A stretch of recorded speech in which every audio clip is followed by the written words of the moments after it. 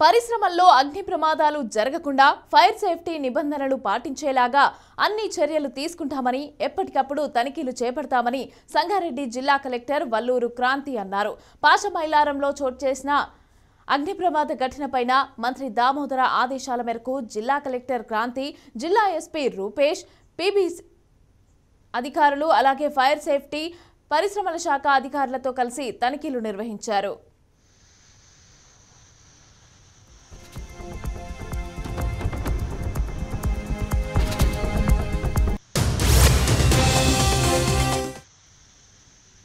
అగ్ని ప్రమాదం జరిగిన తీరును అడిగి తెలుసుకున్నారు. పరిశ్రమలు సరైన నిబంధనలు పాటించకపోవడంతో పాటుగా యంత్రాలను సరైన రీతిలో శుభ్రపరచకపోవడం, భద్రతా ప్రమాణాలు పాటించకపోవడంతోనే అగ్ని ప్రమాదాలు సంభవిస్తున్నాయని, రెడ్ కేటగిరీలో ఉన్న కొన్ని పరిశ్రమలు పూర్తిగా నిబంధనలు ఉల్లంఘిస్తున్నాయని తమ దర్యాప్తులో తేలిందన్నారు.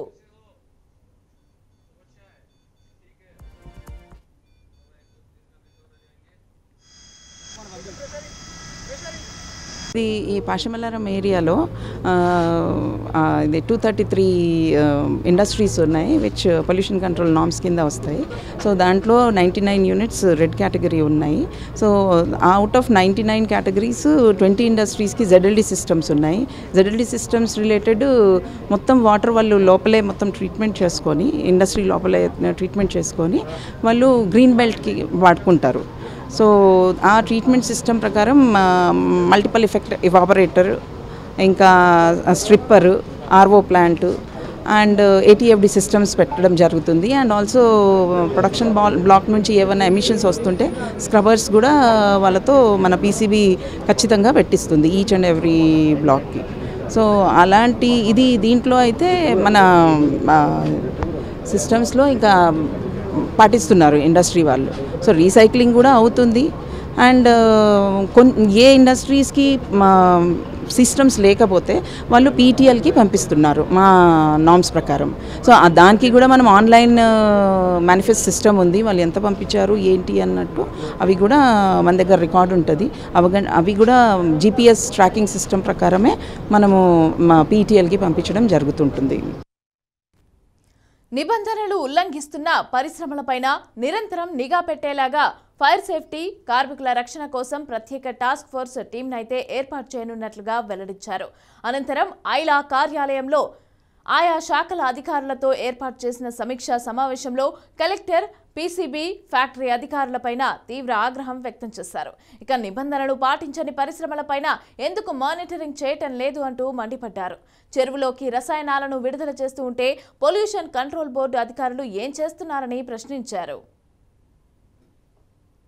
మైలారం ఏరియాలో ఏవైతే మనకు రెడ్ కేటగిరీ ఇండస్ట్రీస్ ఉన్నాయో అవి ఎటువంటి ఫైర్ సేఫ్టీ నార్మ్స్ పాటిస్తున్నారు అన్నది ఇన్స్పెక్ట్ చేయడానికి ఈరోజు జిల్లా ఎస్పీ గారు, RDO గారు అండ్ అందరూ అధికారులతో inspector of factories, pollution control board and labour assistant commissioner అందరూ కూడా వచ్చి విజిట్ చేయడం జరిగింది. ముఖ్యంగా 3 ఫర్మ్స్ విజిట్ చేయడం జరిగింది. ముందు అరవిందోలో దీనికి సంబంధించి ఫైర్ సేఫ్టీ నార్మ్స్ అన్ని ఏ విధంగా పాటిస్తున్నారో చూసి ఒక మాక్ డ్రిల్ కూడా కండక్ట్ చేయడం, సర్ప్రైజ్ మాక్ డ్రిల్ కూడా చేపించడం జరిగింది. తర్వాత వైటల్ ఫర్మ్ అండ్ తర్వాత వెన్కార్ ఫామ్ కూడా విజిట్ చేయడం జరిగింది. మరి ఏవైతే వైలేషన్స్ అబ్జర్వ్ చేసినామో వాటి మీద ఇమీడియట్ యాక్షన్ అన్నది మన pollution control board and revenue authorities will take the necessary action on these forms.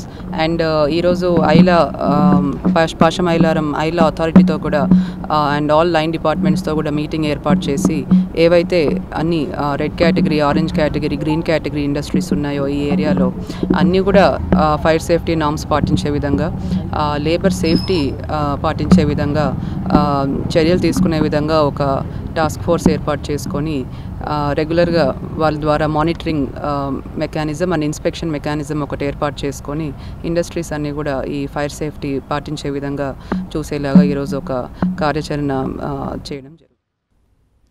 2 రోజుల క్రితం అగ్ని ప్రమాదం జరిగి మరుసటి రోజు మృతదేహం లభిస్తే అప్పటి వరకు ఏం చేస్తున్నారంటూ లేబర్ ఆఫీసర్ను కలెక్టర్ అడగగా అందుకు నిర్లక్ష్యంగా సమాధానమిచ్చిన లేబర్ ఆఫీసర్ పైన కలెక్టర్ ఆగ్రహించారు. నిబంధనలు పాటించని పరిశ్రమలపైన కఠిన చర్యలు తప్పవని, నిర్లక్ష్యం వహిస్తే అధికారులను సైతం ఉపేక్షించేదే లేదని హెచ్చరించారు. ఇక నుంచి ప్రత్యేకంగా తాను పరిశ్రమలపైన ప్రత్యేక శ్రద్ధ పెట్టి ఆకస్మిక తనిఖీలను నిర్వహిస్తామని తెలిపారు.